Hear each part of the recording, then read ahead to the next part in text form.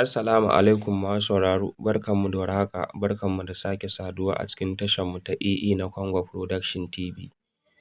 Tashar da take kawo muku zafafan shirye-shirye masu faɗakantarwa, masu ilmantarwa, gami da nishaɗantar da ku. A yau ma ga mu da wata sabuwar waƙa wadda za mu kawo muku sharhinta, wadda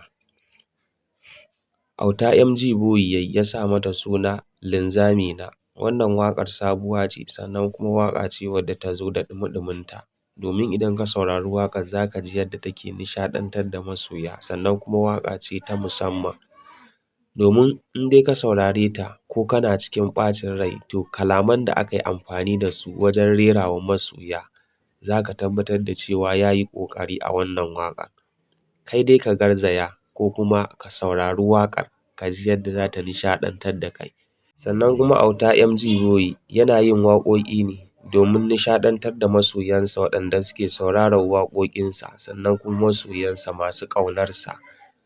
Sannan yana ba da gudunmawa a masana'antar Kannywood wajen sakin waƙoƙi masu daɗi na soyayya.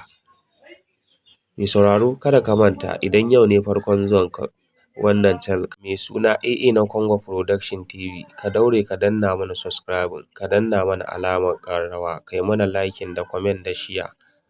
Domin samun sababbin shirye-shiryenmu wanda muke sakar muku domin faranta muku rai, nishaɗantar da ku, ilmantar da ku, faɗakantar da ku, sakin sababbin labarai da littafi masu daɗi a tasharmu ta AA na Congo Production TV. Kada ka manta sunan wannan waƙar Linzamina.